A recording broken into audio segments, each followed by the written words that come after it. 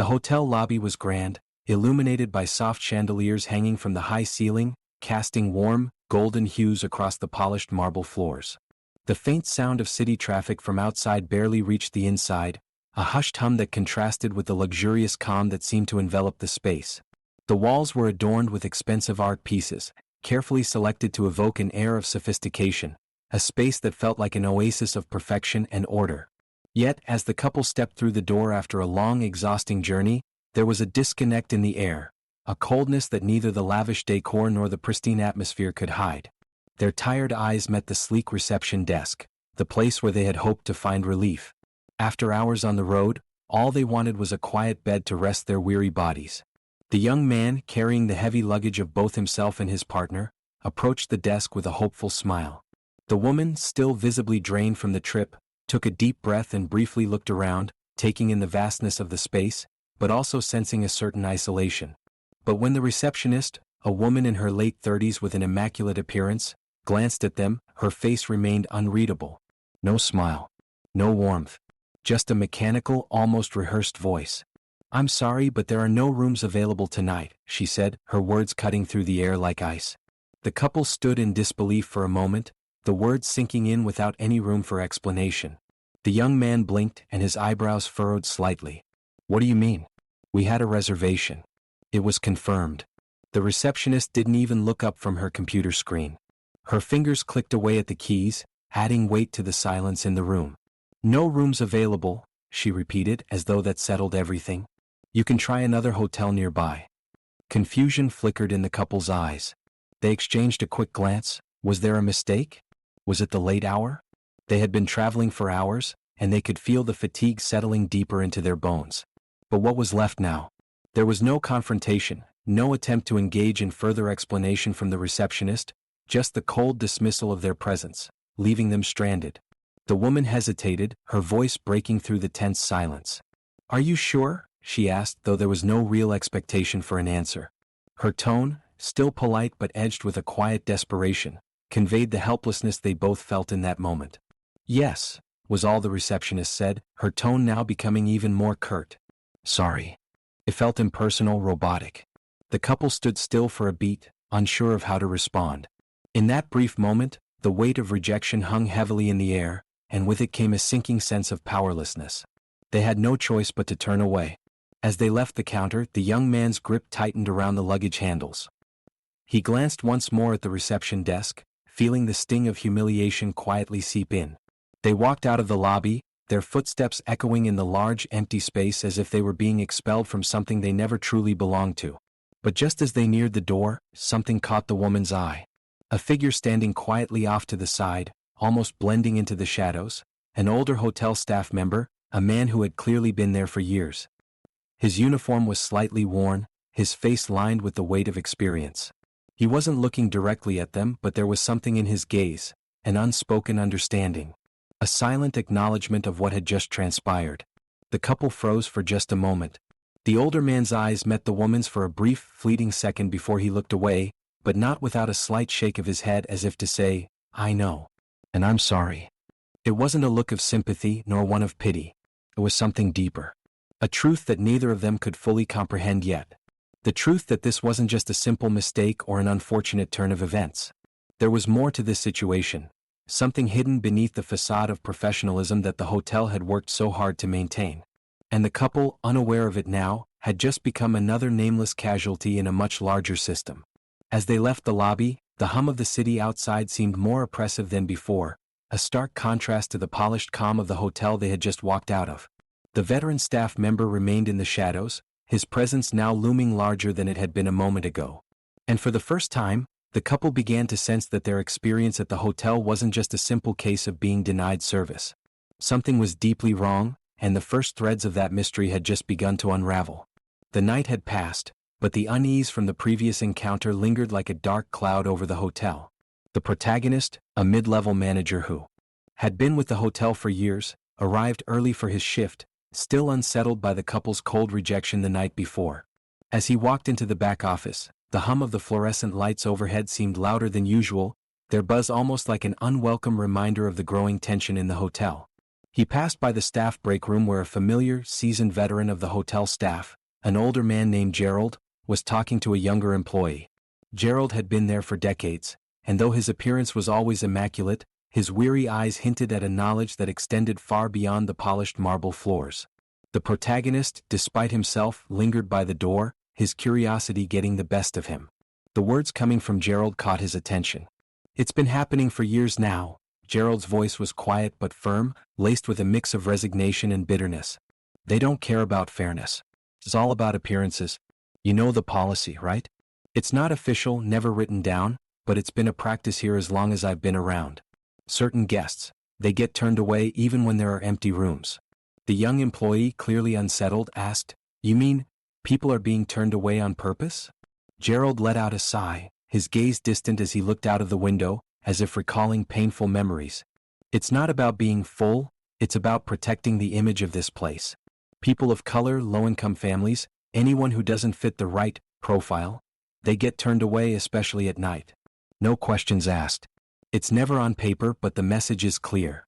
The protagonist felt his heart sink as the truth slowly unraveled before him. He had worked here for years, watched countless guests come and go, never once questioning the smooth operation of the hotel. But hearing it now, so plainly, made everything feel wrong in a way he had never noticed before. The policies he had once assumed were just part of the job, now felt like chains that had been in place long before his time, and that had quietly shaped every interaction within these walls. Gerald paused, his voice softening. "They've been doing it so long it's not even questioned anymore. It's like we're all just part of it, feeding the machine, keeping it running. If you don't comply, they'll find someone else who will." The protagonist stood frozen, his mind racing as he tried to piece together what this meant for him, for the hotel, and for everything he thought he knew. He had seen the subtle biases before, the unspoken decisions that shaped who got special treatment and who didn't, but hearing it spoken aloud so casually left him with a hollow feeling. The veteran's words echoed in his mind. "It's all about appearances." He thought back to the couple, their confused faces, the indifference with which they were sent away. And now the truth was clear. This wasn't just a single incident. This was a part of the hotel's foundation. A toxic, unspoken rule woven into the fabric of the establishment. The protagonist felt a wave of guilt wash over him. He had never questioned the system. But now that he had heard it spoken aloud, there was no going back. He was caught in the web of an old, corrupt system. The power dynamics within the hotel had never been about excellence or service. It was about control, exclusion, and privilege. And now, it seemed as though the walls of that privilege were beginning to crumble. His mind raced as he silently backed away from the door. What would he do with this knowledge? Could he stand by and let this continue, or was it time to finally confront the truth? As he walked down the corridor, the weight of the decision pressed down on him. The hotel, with its gleaming exterior, was built on a lie, and he now stood at the crossroads. Would he become another cog in the machine, or would he take a stand against it? The system had shown its face, and now the protagonist was caught between his conscience and his career. The veteran staff member, Gerald, leaned back against the break room wall, his eyes clouded with memories. The room felt suffocating, the walls closing in as his voice softened, as if he were speaking to himself more than anyone else. The young employee, who had been listening intently, sat still, unsure of what to say. But Gerald wasn't waiting for a response. His words were like a slow confession, and with each one, the depth of the hotel's dark history began to unfold. "When I first started here," Gerald began, his voice raspy from years of working long shifts, "I was just a kid, eager to be part of something big.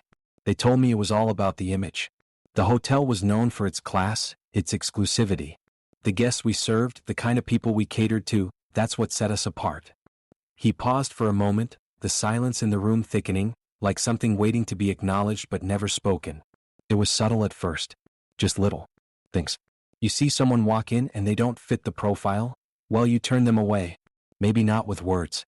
Maybe just with a look, a suggestion that the place is fully booked, even though you know it isn't. You tell them the truth but not the whole truth. They leave, confused, humiliated. But they don't know. They don't understand that it's not just a mistake. It's policy. Gerald's eyes clouded as he relived the early days, his words quickening, the discomfort of those memories surfacing once more. "I was new, I didn't know any better. They told me it was about maintaining the brand, keeping a certain image. But I saw it. I saw the guests who were turned away, People who didn't look the part, who didn't match the class this hotel wanted to project. At first it didn't hit me. I thought it was just how things were done. I was too young, too naive. The room grew colder, the weight of Gerald's words pressing down on the protagonist. He could feel the system's rot seeping into every corner of the room, staining everything it touched. But then, Gerald continued, it got worse. After a few years they didn't hide it anymore. They started saying it out loud. We were told to filter out certain guests. The higher-ups, they told us what kinds of people didn't fit the image. People of color. Low-income families. Anyone who didn't look like they could afford the life we were selling. They gave us code words, subtle instructions, check their ID and give them options. But what they meant was, send them away. Gerald's voice dropped to a whisper. I felt trapped. The money was good, the job was secure, and if you kept your head down, you didn't have to question anything.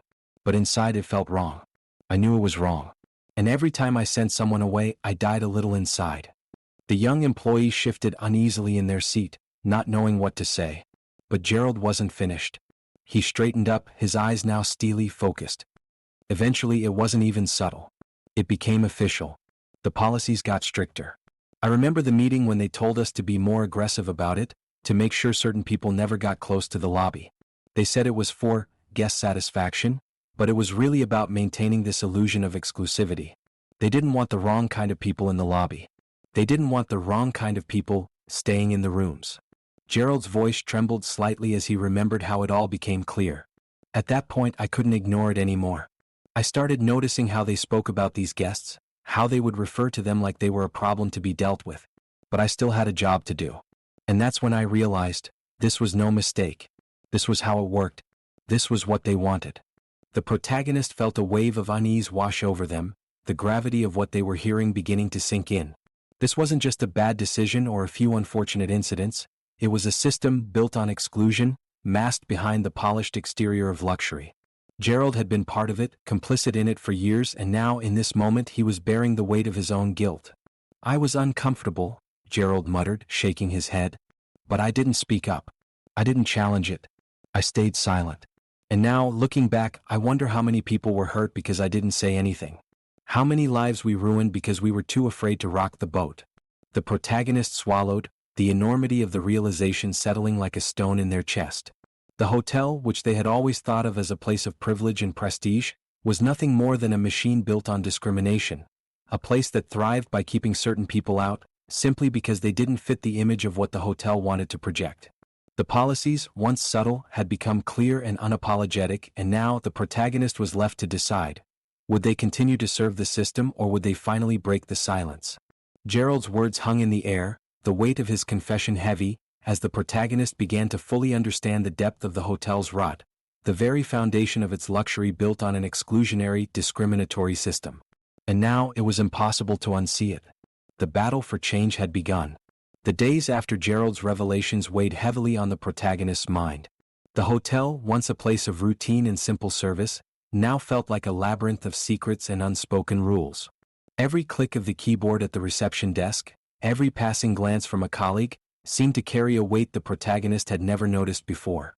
What had once been a smooth, professional environment now felt like a tightrope walk, with every step precarious, and every action shadowed by a silent tension. It wasn't just the veteran's confession that troubled them, it was the realization of their own complicity. The protagonist had worked at the hotel for years following the orders, completing the tasks, doing the job they were paid for. But now, every decision felt tainted by the knowledge of what was happening beneath the surface. How many times had they overlooked the quiet murmurs of discomfort among the staff? How many times had they accepted the status quo without questioning it?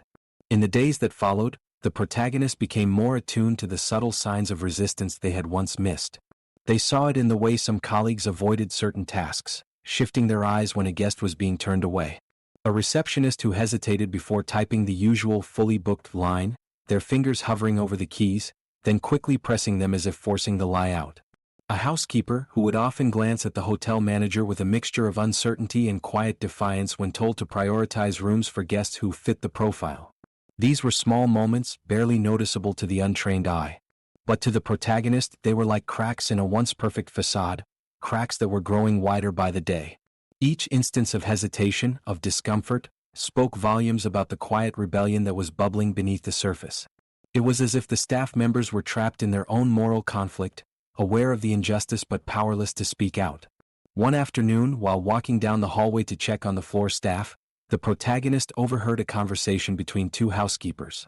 One, a young woman who had recently joined the hotel, whispered to her colleague, "Do you think it's right? The way they turn people away just like that? They don't even give them a chance." Her colleague, an older woman who had been working at the hotel for over 15 years, looked around nervously, then whispered back, "We don't talk about it. We do our jobs. That's what keeps us here." But the protagonist noticed the sadness in the older woman's eyes, the hesitation before she spoke. She was complicit, but only because she felt she had no other choice. The protagonist's heart sank. They had seen this before, this quiet resignation in the eyes of people who had been worn down by the system, who had grown too afraid to speak out, too afraid to lose their job, their livelihood. And yet, the silent resistance was there, flickering just beneath the surface. It was in the reluctant gestures, the subtle pauses, the guilt-laden glances. The protagonist realized that these small acts of resistance weren't enough to break the system. But they were signs that the system itself was starting to crack, that the people within it were no longer willing to ignore the wrongs. They were quietly resisting even if they couldn't bring themselves to act. The protagonist now found themselves caught in an internal tug-of-war. They could continue to follow the rules, turning a blind eye to the subtle microaggressions that played out every day, or they could stand up, join the quiet rebellion, and risk everything for a chance to expose the truth. The decision was no longer just about their job, it was about their conscience, their dignity, and the kind of person they wanted to be. In the silence of the hotel corridors, where the weight of unspoken truths hung thick in the air, the protagonist knew that something had to change. And they couldn't ignore the cracks in the system any longer. The staff meeting was set for mid-afternoon, the usual time for routine updates and procedural discussions. The hotel manager, a tall, imposing figure named Mr. Dalton, stood at the front, reviewing the numbers from the previous quarter. His voice was calm and authoritative, and the staff listened attentively, nodding along to every word. For years, these meetings had been uneventful, business as usual, with little room for anything beyond the daily grind. But today everything felt different. The tension in the air was palpable, like a storm brewing just beneath the surface. The protagonist had spent the morning wrestling with the decision to speak up. Their mind was clouded with the weight of the truth they had learned and the growing responsibility they felt to do something about it. The veteran staff members' words echoed in their head, the silent resistance they had seen among their colleagues gnawed at them. It was time to act. But as the meeting dragged on, the courage to speak remained just out of reach. Finally, as the discussion shifted toward room assignments and upcoming reservations, the protagonist could feel the pressure building. The thought of another day, another round of guests being turned away unjustly, felt unbearable. They looked around the room. The faces of their colleagues, some familiar, some new, all seemed to blend into one, complicit in their silence. Mr. Dalton, standing at the front, looked like the embodiment of the system they were all part of, his polished demeanor hiding the rot beneath. With a deep breath, the protagonist stood up. The sound of the chair scraping against the floor seemed louder than it actually was, but in that moment, it was as if all eyes in the room turned toward them. "Mr. Dalton, I need to say something." The protagonist's voice was steady but carried a weight they could no longer ignore. This policy of turning away certain guests, it's not right. I've seen it for months now. People who don't fit some ideal being rejected just because they don't look the part. I can't keep pretending that I don't know what's going on here. We're making choices that go beyond business. These are personal decisions that hurt people. A ripple of discomfort spread across the room. Staff members exchanged uneasy glances, shifting in their seats. Some stared at their hands, others nervously adjusted their uniforms. The manager's gaze, however, remained cold, calculating, as if anticipating this very moment. His lips twitched into a thin, controlled smile, but there was no warmth behind it. "Is this what we're really discussing right now?" Mr. Dalton's voice was smooth, almost too smooth. He addressed the room, but his eyes never left the protagonist. "We're here to talk about business. This is a luxury hotel. It's about creating the right atmosphere, attracting the right clientele. You can't be serious about wanting to change that." The words hit like a slap. The protagonist had expected resistance, but hearing it spoken so blatantly, so dismissively, made their stomach turn. They stood their ground, their heart racing. "I'm serious," the protagonist replied, their voice softer but firm. "This isn't just about business. It's about integrity, about doing what's right. We can't keep turning people away based on race or income or anything else. We need to evaluate our policies not just for the bottom line but for the kind of place we want to be. The room fell into a heavy silence. The staff members remained still, the tension thickening. The protagonist's words hung in the air like a challenge, one that no one seemed ready to answer. Mr. Dalton didn't flinch. He didn't even raise his voice. He simply shook his head, his smile growing tighter. "This is a business, not a social experiment," Mr. Dalton said. "We've built this hotel to cater to a certain clientele, and that's not going to change. If you can't accept that, I'm sure there are other places that would be more suitable for your ideals." The protagonist's chest tightened. The words stung, but they were also a stark reminder of the uphill battle they now faced. No one else in the room spoke. The other staff members avoided eye contact, too afraid to take sides. The protagonist felt the weight of isolation, the realization that in that moment, they were standing alone. The meeting went on, but the protagonist felt distant, as if they were watching it from outside their own body. They had spoken the truth, but the system had pushed back with calculated indifference. The manager's words were final, the power dynamics clear. The truth didn't matter here. Only the image did. And the protagonist, for the first time, understood just how deeply entrenched that image was.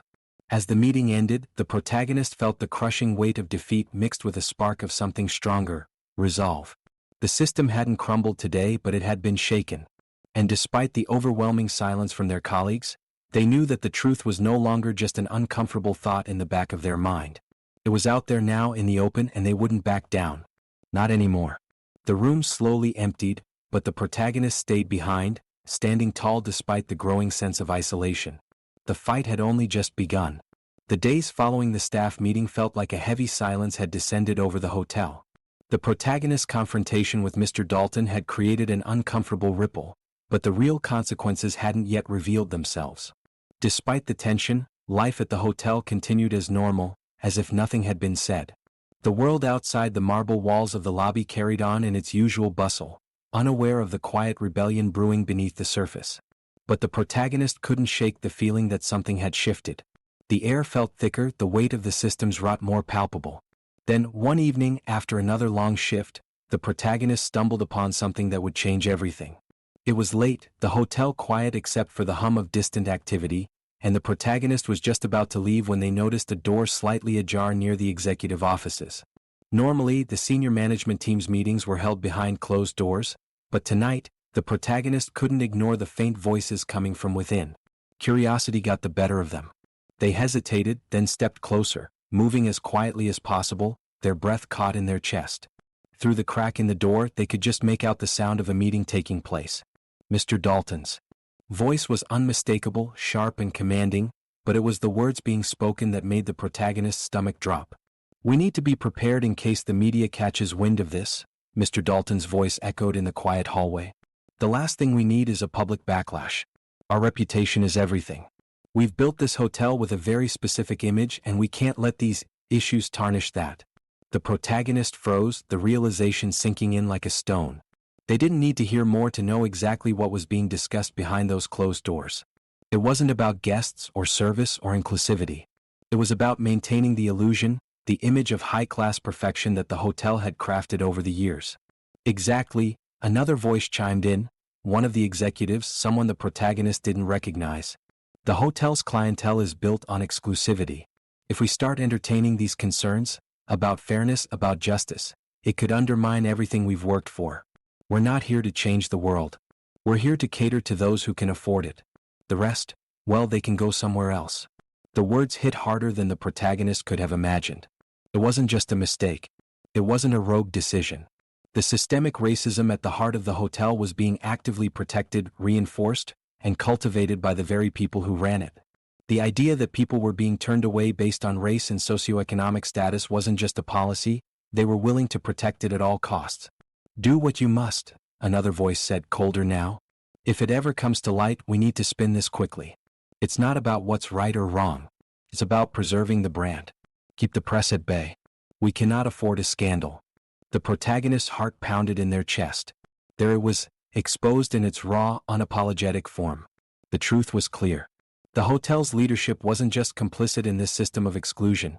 They were actively upholding it, hiding behind the glossy exterior of luxury and exclusivity. This was about protecting their bottom line, their reputation, and the clientele that filled their rooms and their pockets. The people who were turned away, the people whose dignity had been stripped away with a simple, "no rooms available." They didn't matter. As the meeting continued, the protagonist felt the crushing weight of betrayal settle over them. They had believed in the hotel's promise of excellence, had prided themselves on being part of something prestigious. But now they saw it for what it truly was: a machine built on racism, upheld by people willing to sacrifice truth for profit. The protagonist's hands clenched into fists at their sides as the voices inside the room grew quieter. They knew that they had reached a breaking point. The silence they had once accepted as the norm now felt unbearable. The system they had been a part of for so long was corrupted beyond repair, and now they couldn't unsee it. There was no going back. As the last of the executives left the room, the protagonist stood frozen, listening to their footsteps fade down the hallway. The weight of the truth pressed down on them, suffocating and undeniable. They had come here to serve a hotel, a brand. But now they realized they had been serving a lie. The price of silence had never been clearer. The cost of staying complicit was a betrayal of everything they believed in. And now the protagonist had to choose: continue to be part of this broken system or speak out and risk everything. The weight of the decision settled heavily on the protagonist's shoulders as they sat alone in their apartment, staring at the blinking cursor on their screen. It was late into the night, the silence of the room only interrupted by the faint hum of the city outside. The protagonist's mind raced as they crafted the message, wording it just right, choosing the right details to expose the truth without getting caught. They knew the risks, knew that once they took this step there was no turning back.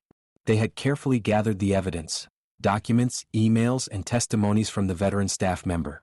But it wasn't just about the facts. It was about the lives that had been quietly disregarded, the stories of discrimination that had been silenced for far too long. The protagonist had learned enough to know that the hotel's leadership was far too powerful, far too entrenched, to change from within. The only way to make the truth known was to let it explode into the public eye. With one final breath, the protagonist hit send. The message was sent to a respected journalist known for investigative reporting. They included everything: the testimonies, the policy memos, and a detailed account of the practices that had long been hidden behind the glossy facade of the hotel.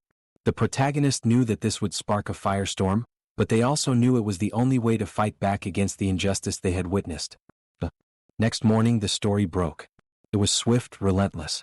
The headlines spread like wildfire: "Exclusive, hotel's racial exclusion policy exposed.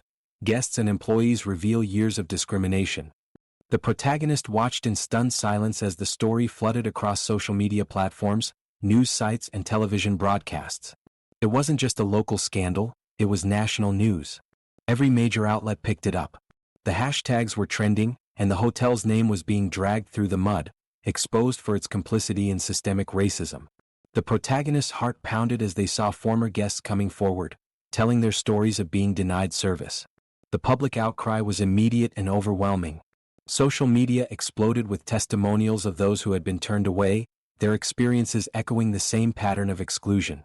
Longtime employees, like the veteran staff member, bravely shared their own accounts of witnessing the hotel's policies and their internal struggle to remain silent. The truth was out, and the ripple effect was felt across the nation.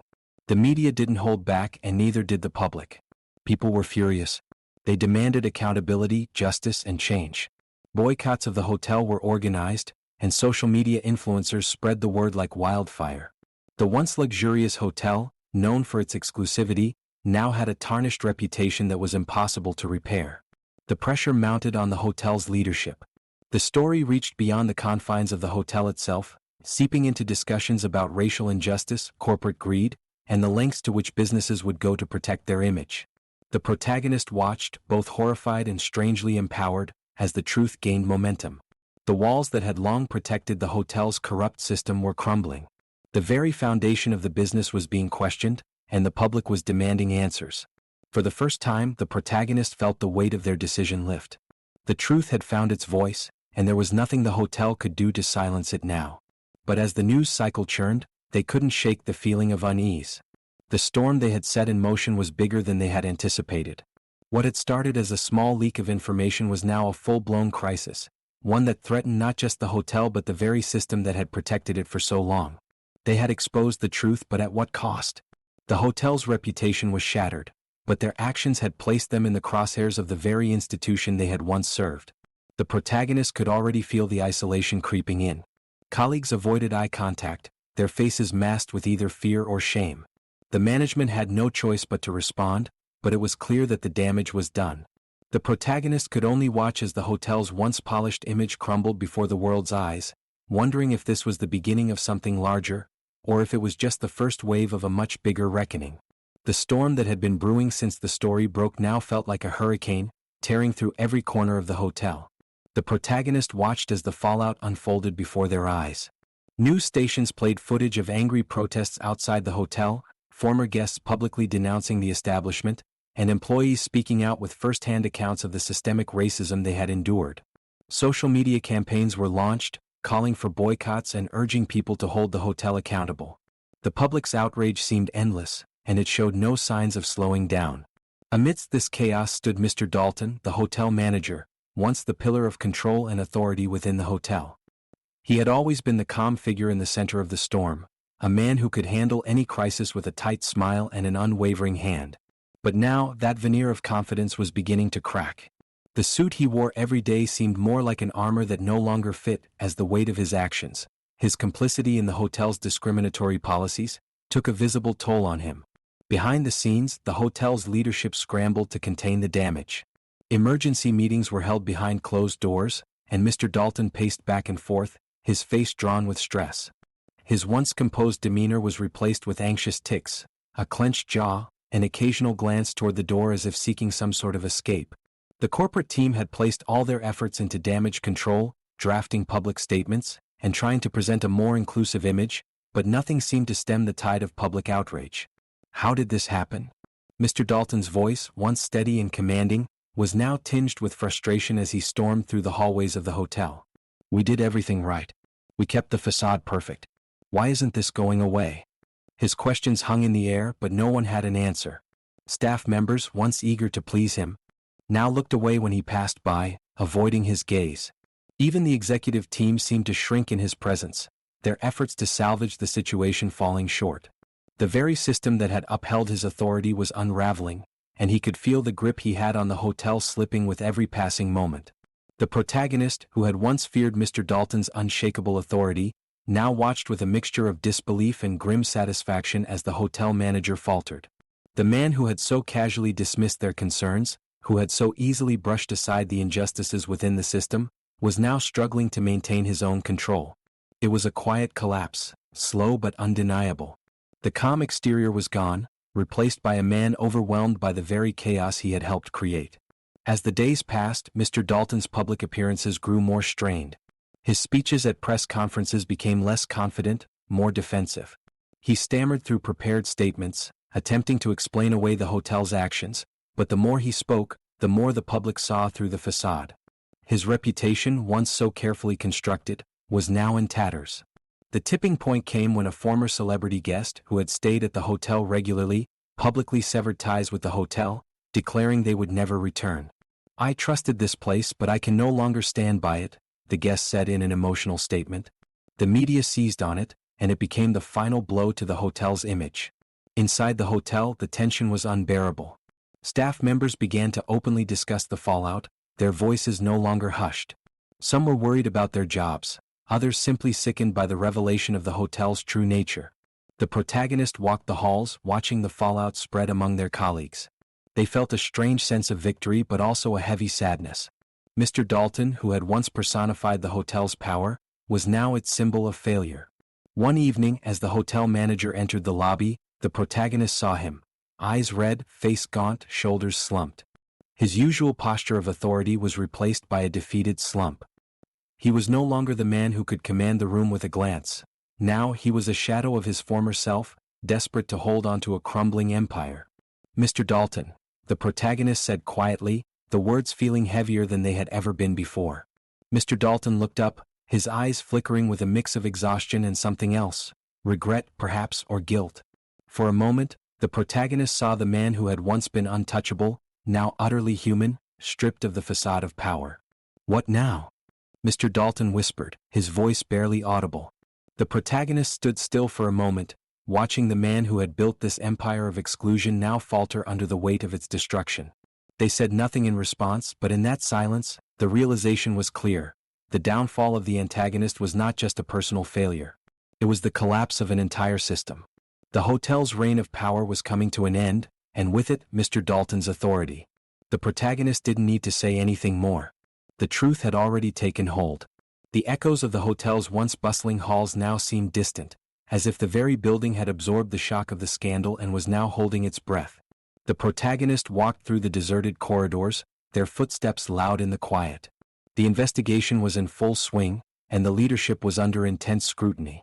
Former guests who had once praised the hotel now spoke out, their voices joining the chorus of outrage. But despite the shift in the hotel's culture, despite the cracks in the system finally beginning to show, the protagonist couldn't shake the feeling of isolation. Every corner they turned, they were reminded of how everything had changed. The grand lobby, once a symbol of prestige, now felt empty. The marble floors seemed cold beneath their feet. The polished reception desk, which had once been a place of routine transactions, now stood as a monument to the secrets it had hidden for so long. The protagonist had once walked these halls with a sense of pride, but now they felt like a stranger, disconnected from the place that had once been their world. As they made their way to their office, the weight of their actions began to settle in. The public outcry had been powerful, but the cost of exposing the truth was now painfully clear. The protagonists sat down at their desk and scrolled through old photos on their phone. Pictures of their early days at the hotel, the smiles, the camaraderie with colleagues, the sense of belonging they had once felt. But now, as they looked at those images, they saw them through a different lens. The people they had once trusted, now distant and hesitant. The friendships that had once been built on shared experiences now seemed fragile, easily shattered by the uncomfortable truth. They paused on one photo. Picture of a team outing, everyone smiling, gathered together like a family. A memory that now felt like a lifetime ago. The protagonist had been a part of that team, had believed in the ideals the hotel had sold. Excellence, luxury, exclusivity. But those ideals had been built on a foundation of exclusion, and now that foundation was crumbling. They felt the loneliness creeping in. It wasn't just the isolation from their colleagues. It was the weight of being a whistleblower, the burden of having spoken out when no one else would. The protagonist had known that doing the right thing would cost them, but they hadn't fully understood what that would look like. The comfort of anonymity was gone. They were no longer just an employee, they were a public figure, a symbol of resistance in the face of a corrupt system. The protagonist's phone buzzed on the desk, interrupting the quiet reflection. A message. It was from a former colleague. The message was short, almost too impersonal. I hope you know what you've done is right. But this is going to cost you more than you think. The protagonist stared at the message, the weight of the words sinking in. The public may have rallied behind them, but in the quiet moments, in the spaces between the headlines and social media posts, the cost of their actions was personal, and it was heavy. The hotel's investigation continued, its future uncertain, but the protagonist knew that change was a slow, painful process. The system would not collapse overnight. And even though they had exposed the truth, even though the system had begun to crack, the protagonist understood that the journey toward real change would take time. They stood up, walked over to the window and looked out at the city skyline. The sun was setting, casting a soft golden light across the buildings. It was a beautiful view, but it felt distant now. The protagonist had fought for a cause, but in doing so they had lost something, perhaps something that could never be regained. The silence of the hotel, now a symbol of the price they had paid, hung in the air around them. The protagonist's phone buzzed again. This time it was a message from the veteran staff member. You did the right thing. And in time you'll see that. The protagonist smiled faintly, though the feeling didn't reach their eyes. They didn't know if time would truly heal the isolation they felt, but they knew this much. The fight for change was far from over, and though they stood alone now, the echoes of their actions would carry far beyond these empty halls. The hotel lobby, once a vibrant hub of luxury and commerce, now felt empty. The soft glow of the chandeliers seemed dimmer, the polished floors reflecting a sense of finality that hadn't been there before.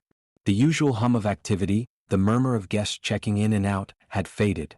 In its place was an uncomfortable silence, as though the very walls were mourning the loss of the reputation they had so carefully crafted. The protagonist stood alone at the far end of the lobby, looking around at the space that had once felt so familiar.